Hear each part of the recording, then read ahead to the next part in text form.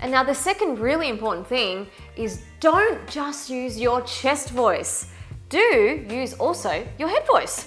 Now the reason, Songbird, that you can't just use your chest voice if you really want to be able to sing for a long time without getting tired is because when you use chest voice, your whole vocal fold muscle is coming fully together. So it's a very muscular thing that's happening here. So if you just keep doing that, the muscle will get fatigued really, really easily. But if you use your head voice as well, then we get a bit of stretch, we get the flexibility, and it's not the whole vocal fold vibrating all the time.